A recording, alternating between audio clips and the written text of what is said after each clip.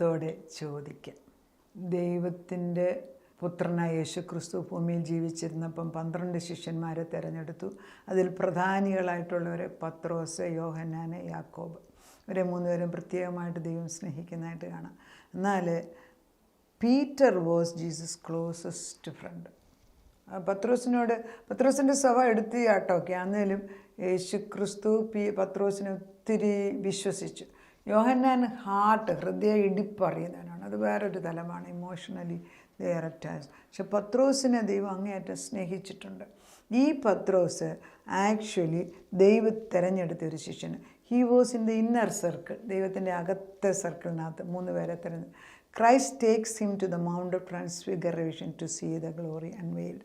അപ്പോൾ ഈ 3 പേരെ കൊണ്ടുപോയതിൽ പത്രോസ്, യോഹന്നാൻ, യാക്കോബ് ഇവരെ 3 പേരെയും മൗണ്ട് താബോറിൻ്റെ മുകളിൽ കൊണ്ടുപോയിട്ട് കർത്താവ് ആരെന്ന് ജീവിച്ചിരുന്ന കാലത്ത് യേശുക്രിസ്തു തൻ്റെ യഥാർത്ഥ രൂപം ആരെന്ന് കാണിച്ചു കൊടുക്കുകയാണ്.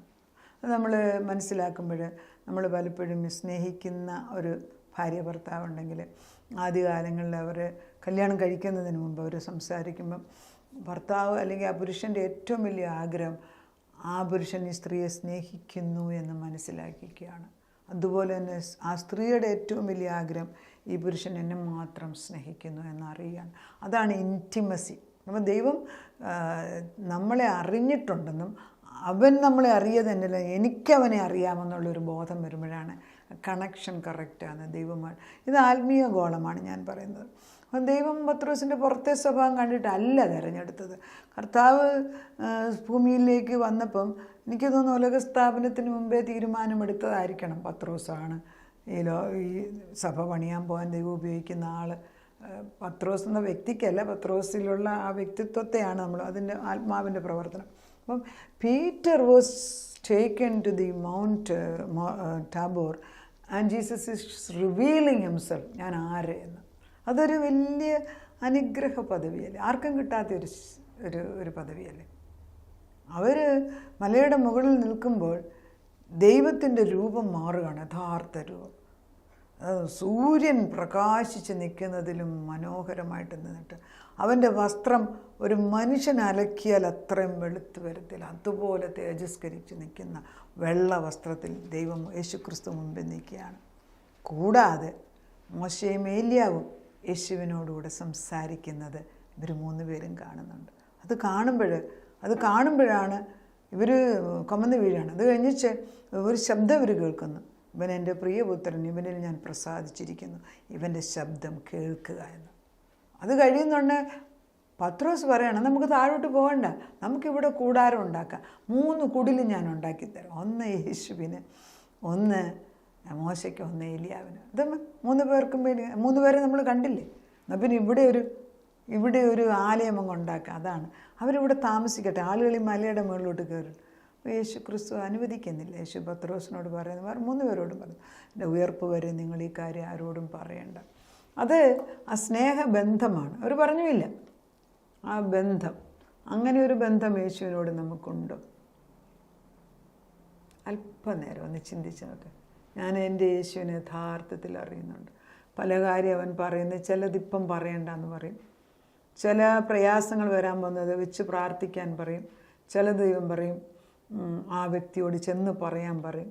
അതൊക്കെ നമ്മൾ കേൾക്കുമ്പോൾ സത്യത്തിൽ ദൈവത്തിൻ്റെ ശബ്ദം കേൾക്കുകയാണെങ്കിൽ ദൈവം, നമുക്ക് സംശയം തോന്നുന്നു രണ്ടാമത് ചോദിക്കാം. ഇപ്പം ദാവീദിൻ്റെ ചരിത്രത്തിൽ നമ്മൾ വായിക്കുന്നുണ്ട്, ദാവീദ് 4 പ്രാവശ്യം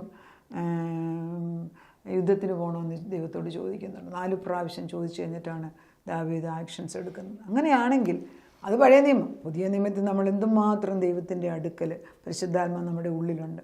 അപ്പോൾ ഈ ഗാർഡൻ ഓഫ് ഗെത്സമനി വെച്ച് യേശു തന്നെ കാണിച്ചതിൻ്റെ ഉദ്ദേശം യേശു ആരെന്നുള്ള ഉറപ്പിക്കുകയാണ്. അത് റിസറക്ഷന് മുമ്പിലാണ്. എന്നാൽ ആഫ്റ്റർ റിസറക്ഷൻ എന്ത് സംഭവിച്ചു? 3 പ്രാവശ്യം യേശു ക്രിസ്തു പത്രോസിനെ വിസിറ്റ് ചെയ്യാണ്. കാരണം എന്താ? അതിനു മുമ്പ്, ക്രൂശ് മരണത്തിന് മുൻപ് ഈ പത്രോസ് 3 പ്രാവശ്യം യേശുവിനെ തള്ളിപ്പറഞ്ഞു. അതുകൊണ്ട് ഈ പത്രോസിനെ എനിക്ക് ഉപയോഗിക്കാൻ ഒക്കത്തില്ല. ദൈവം കരുണയുള്ളവനാകിയാൽ യേശു ക്രിസ്തു വന്നിട്ട് പത്രോസിനോട് ചോദിക്കുന്നൊരു ഭാഗം നമുക്ക് വായിച്ചു നോക്കാം. ഇത് യോഹന്നാൻ്റെ അവസാനത്തെ 21-ാം അധ്യായത്തിൻ്റെ 15 ദിവസം അവർ പ്രാതൽ കഴിച്ച ശേഷം യേശു ശിമോൻ പത്രോസിനോട്, അപ്പം അവർ വല വീശാൻ പോയിരുന്നു, രാത്രിയിൽ ഒരു മീനേയും കിട്ടിയില്ല. അവസാനം യേശു ക്രിസ്തു കരയ്ക്ക് നിൽക്കുന്നു. ഇതെല്ലാം ഉയർത്തെഴുന്നേറ്റ് കഴിഞ്ഞിട്ടുള്ള ഭാഗമാണ്. അപ്പം യേശു അവർക്ക് ഭക്ഷണം ഉണ്ടാക്കി വെച്ചു. ഭക്ഷണം അവർ പ്രാതൽ ഒന്നിനും ഒരു വലിയ ധൃതിയോ ബഹളമോ നമ്മൾ കാണിക്കുന്നതിൽ യേശു കാണിക്കുന്നില്ല. അവർ പ്രാതൽ ഒക്കെ കർത്താവിൻ്റെ തക്ക സമയത്ത് ദൈവം ഭംഗിയായിട്ട് ചെയ്യുന്നുണ്ട്. അവർ പ്രാതൽ കഴിച്ച ശേഷം യേശു ശിമോൻ പത്രോസിനോട്, യോഹന്നാൻ്റെ മകനായ ശിമോനെ, നീ ഇവരിലധികമായി എന്നെ സ്നേഹിക്കുന്നുവോ എന്ന് ചോദിച്ചു. അതിനവൻ, കർത്താവേ, എനിക്ക് നിന്നോട് പ്രിയമുണ്ട് എന്ന് നീ അറിയുന്നു. കർത്താവിന് അറിയാവുന്ന പത്രോസിനെ പക്ഷേ പത്രോസ് 3 പ്രാവശ്യം തള്ളി പറഞ്ഞു. ഇതേപോലെ എന്നോടും ദൈവം ചോദിച്ചാണ്, അധികമായിട്ട് നീ എന്നെ സ്നേഹിക്കുന്നു. എന്താണ് നമ്മൾ തള്ളി പറയുന്ന സ്വഭാവക്കാരല്ലേ, പിന്നെ ചോദിക്കണ്ടല്ലോ. കർത്താവെ, എനിക്ക് നിന്നോട് പ്രിയമുണ്ടെന്ന് നീ അറിയുന്നുവല്ലോ. എൻ്റെ കുഞ്ഞാടുകളെ മേയ്ക്ക എന്ന് അവനോട് പറഞ്ഞു. രണ്ടാമതും അവനോട്, യോഹന്നാൻ്റെ മകനായ ശിമോനെ, നീ എന്നെ സ്നേഹിക്കുന്നുവോ? കർത്താവെ, എനിക്ക് നിന്നോട് പ്രിയമുണ്ടെന്ന് നീ അറിയുന്നുവല്ലോ എന്ന് രണ്ടാമതും പറഞ്ഞു. എൻ്റെ ആടുകളെ പാലിക്കുക എന്ന് അവനോട് പറഞ്ഞു. മൂന്നാമതും അവനോട്, യോഹന്നാൻ്റെ മകനായ ശിമോനെ, നിനക്ക് എന്നോട് പ്രിയമുണ്ടോ എന്ന് ചോദിച്ചു. എന്നോട് പ്രിയമുണ്ടോ എന്ന് മൂന്നാമതും ചോദിക്കിയാൽ പത്രോസ് ദുഃഖിച്ചു.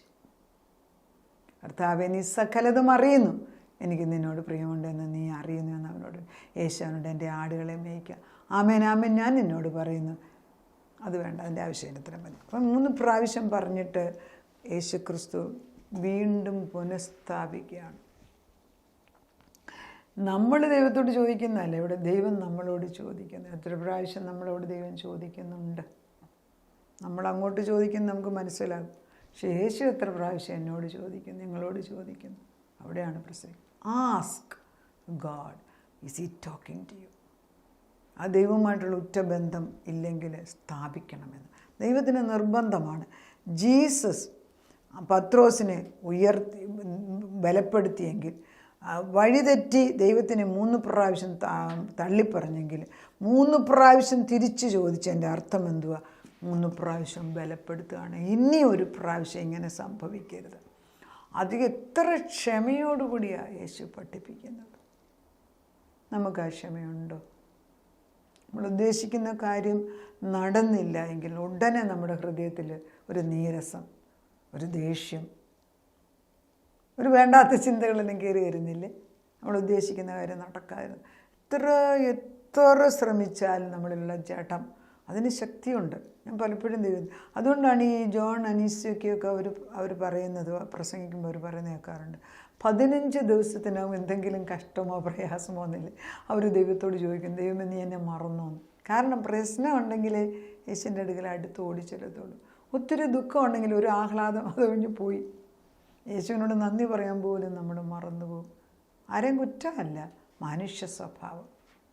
എൻ്റെ ആടുകളെ മേയ്ക്കാൻ ഏൽപ്പിക്കുമ്പം ദൈവത്തിൻ്റെ സ്വഭാവം ഉണ്ടാക്കാൻ Jesus has gone to that extent to bring him back to the fold. അനേക മക്കൾ, നമ്മുടെ മക്കൾ വഴിതെറ്റിപ്പോയി ഒരു കാലത്ത് ദൈവത്തെ അറിഞ്ഞവർ. Don't worry. കർത്താവ് പറയുന്നത്, ഞാനവരെ അന്വേഷിച്ച് കണ്ടുപിടിച്ച് ഞാനവരെ തിരിച്ചു കൊണ്ടുവരുന്ന ദിവസമാണെന്ന്. I will bring them back to the fold. ഞാൻ കൊണ്ടുവരും. ഞാനാണ് അവരുടെ ഇടയൻ. ഞാനാണ് അവരെ സൃഷ്ടിച്ചതെങ്കിൽ എനിക്കറിയാം അവരെ എങ്ങനെയാണ് കൊണ്ടുവരേണ്ടത്. നമ്മൾ കാണുന്ന കാഴ്ചപ്പാടേ എല്ലാവർക്കും അവർ പോകുന്ന ആ വഴി. ചില അമ്മമാർ വിളിച്ചേച്ച് പറയും, മകൻ എൻ്റെ വീട്ടിലേക്ക് ഇപ്പം വരും, പ്രാർത്ഥിച്ചോണേ, അവനിവിടെ വന്ന് വലിയ ബഹളം വെച്ച് വെച്ചു. മകൻ തന്നെയല്ല, കൊച്ചുമകൻ വന്നു. അത് കേൾക്കുമ്പോൾ നമുക്ക് ഭയമാണ്. കാരണം ഒരമ്മയുടെ ഹൃദയം എപ്പോഴും മക്കൾ പറയുന്നതനുസരിച്ച് നമ്മളങ്ങ് ചെയ്യും. പക്ഷെ കർത്താവ് ഉറച്ച് നിൽക്കുക, ഈ സമയത്ത് ഉറച്ച് നിൽക്കുക, വഴക്കൊന്നും ഉണ്ടാക്കണ്ട. Feed my sheep. അവർ വരുമ്പോൾ അവർക്ക് ഭക്ഷണം കൊടുക്കുക. അവർക്ക് വേണ്ടത് എന്താണെന്ന് വെച്ചാൽ കേൾക്ക്. അവർക്ക് വേണ്ടി നമ്മൾ പ്രാർത്ഥിക്കുക. വരച്ചിട്ട് നിൽക്കേണ്ടടുത്ത് നിൽക്കുക. ഉറച്ച് ഞാനിവിടെ ഉണ്ട് എപ്പോഴും. I am here, I am praying for you. പറയാനൊക്കുമോ? ദൈവത്തിൻ്റെ ശബ്ദം കേൾക്കുകയാണോ? ദൈവം നമ്മളോട് സംസാരിക്കുന്നത് കേട്ടില്ല എന്ന് നടിക്കുകയാണോ എന്ന് ദൈവം ചോദിക്കുന്നു. Ask God. പറഞ്ഞില്ലേ, ആസ്ക്, സീക്ക് ആൻഡ് നോക്ക്. 3 കാര്യങ്ങളുണ്ട്. ആസ്ക് ദൂരെ നിന്നും ചോദിക്കാം, സീക്ക് അന്വേഷിക്കുകയാണ്, അടുത്തോട്ട് വരണം. പക്ഷെ നോക്ക് ചെയ്യണമെങ്കിൽ വാതിക്കൽ വരണം, അടുക്ക വരണം. അതുകൊണ്ടാണ് വെളിപ്പാടിൻ്റെ 3:20 behold I stand and knock at the door. If anyone should hear my voice and open the door I will come with him and live with him. അതേ ഞാൻ വാതിക്കൽ വന്ന് മുട്ടുകയാണ്. ആരെങ്കിലും എൻ്റെ ശബ്ദം കേൾക്കുന്നുവെങ്കിൽ ഞാൻ അവനോടെയും അവൻ എന്നോടുകൂടെയും ജീവിക്കും. അത് നിങ്ങളോടുള്ള ചോദ്യമാണ്, എന്നോടുള്ളത്. Let's open our heart, ask him to come inside and abide reside in us. നമുക്ക് പ്രാർത്ഥിക്കാം. ചോദിക്കുക, വേറെ ഒരിടത്തും ചോദിക്കാൻ വിടല്ലേ. സീക്ക്, അന്വേഷിക്കുക. നിന്നെ അന്വേഷിക്കുന്ന ഹൃദയം ഇട്ടുക. വഴിതെറ്റി നടക്കാൻ അനുവദിക്കല്ലേ അമ്മച്ച. ശൗല് കഴുതയെ നഷ്ടപ്പെട്ടിട്ട് കഴുതയെ അന്വേഷിക്കാൻ നടന്നു. കർത്താവേ, ദൈവം തിരഞ്ഞെടുക്കാൻ സമയമായപ്പം അതിലെ കൂടെ കുറേ പ്രവാചകന്മാർ പോയി. ശൗലും അവരുടെ കൂട്ടത്തിൽ നടന്നതിനാൽ പ്രവചിച്ചു. അങ്ങനെ ശൗലിനെ രാജാവാക്കി. പക്ഷെ വിശുദ്ധിയോടെ നോക്കാൻ ശൗലിന് കഴിഞ്ഞില്ല. 2 വർഷം മാത്രം ദൈവത്തിൻ്റെ ആത്മാവിൽ നിന്നും മറ്റ് 38 വർഷവും ജഡത്തിൽ അന്ധകാര ശക്തിക്ക് അടിമയായിട്ട് രാജാവ്. അതുകൊണ്ട് ഇത് കണക്കിട്ടില്ല. ഞങ്ങൾ നിന്നോട് പ്രാർത്ഥിക്കുന്നു. പത്രോസിനെ തിരിച്ചു വിളിച്ചവനായ യേശു, പത്രോസിനെ 3 പ്രാവശ്യം ഉറപ്പിച്ചവനായ ദൈവം. പിന്നെ പത്രോസ് പോയിട്ടില്ല. പത്രോസ് പരിശുദ്ധാത്മാവിൽ നിറഞ്ഞ് അന്യഭാഷയിൽ ആദ്യത്തെ പ്രസംഗം പെന്തക്കോസ്തി ദിവസം 3000 പേരെ, പിന്നെ 4000 പേരെ, പിന്നെ ജീവിതകാലം മുഴുവനും ക്രിസ്തുവിന് വേണ്ടി നിന്നു. ക്രൂശുമരണം ഏറ്റെടുക്കാൻ സമയമായപ്പം യേശു ക്രിസ്തു തലയ്ക്ക് കീഴായിട്ട് യേശു ക്രിസ്തുവിന് സമനായിട്ട് നിൽക്കാതെ എൻ്റെ തല താഴ്ത്തിയായിട്ട് ക്രൂശിക്കാൻ സമ്മതിക്കുന്ന ഒരു ദൈവത്തിൻ്റെ ദാസൻ. അത്രമാത്രം ഇൻറ്റിമേറ്റ് റിലേഷൻഷിപ്പ് പത്രോസ്. നമ്മൾ പറയും പത്രോസ് എടുത്തുചാട്ടക്കാരൻ. എന്ത് എടുത്തുചാട്ടക്കാരനോ ഇല്ലയോ എന്നുള്ളതല്ല. ജീവൻ്റെ ആത്മാവ്, ജീവനെ കൊടുക്കാൻ മടിക്കാതെ അവസാനതുള്ളി രക്തം പത്രോസ് ദൈവത്തിന് വേണ്ടി കൊടുക്കാൻ തക്കോണം തയ്യാറായ ഒരു വ്യക്തിയാണ് മുമ്പിൽ നിൽക്കുന്നത്. ചുമ്മാതാണ് യേശു പറഞ്ഞത്, പത്രോസേ, ഈ സത്യം അറിഞ്ഞിരിക്കുന്നതിനാൽ ഈ പാറമേൽ ഞാൻ എൻ്റെ ആലയത്തെ പണി. പാതാള ഗോപുരങ്ങൾ അതിനെതിരായിട്ട് നിൽക്കത്തില്ല. കർത്താവേ, ഞങ്ങൾക്ക് ഈ പദവി തന്നത് ഇങ്ങനെ ബലഹീനരായിട്ടുള്ള ആളുകളെ എടുത്ത് നിൻ്റെ സുവിശേഷം പ്രസംഗിക്കാനും നിൻ്റെ വേലയ്ക്കുമായിട്ട് ഉപയോഗിച്ചു എങ്കിൽ ഞങ്ങളെയും നീ തിരഞ്ഞെടുത്തു എന്ന് ഞങ്ങൾ വിശ്വസിക്കുന്നു. Here I am Lord, talk to us. നിൻ്റെ ഒക്കെ വേണ്ടി ഇറങ്ങിത്തിരിക്കുമ്പോൾ വിശ്വസ്തയോടെ ചെയ്യാനുള്ള നല്ല ആത്മാവിനെ ഇട്ട് തരണമേ. അതിനത് ചെയ്യുക തന്നെ തലമുറയായിട്ട് നിന്നോടുള്ള സ്നേഹം ഞങ്ങളിൽ പകർന്ന് കർത്താവേ, നീ ഞങ്ങളെ തിരഞ്ഞെടുത്തു എന്നുള്ള ആ വിശുദ്ധ ബോധം ഞങ്ങളിന്ന് മാറാതെ ജീവിക്കാൻ പഠിപ്പിക്കണമേ. നിനക്ക് വിശ്വസ്തദാസന്മാരായിട്ടിരിക്കാൻ തലമുറകൾ കൂടെ നീ പ്രവർത്തിക്കണമേ. നാഥനത് ചെയ്യാൻ പോകുന്നതിനാൽ സ്തോത്രം ചെയ്യും. പ്രാർത്ഥനയുടെ ഉത്തരം തന്നതിന് നന്ദി. യേശു ക്രിസ്തുവിൻ്റെ പുണ്യനാമത്തിൽ തന്നെ ആമേൻ.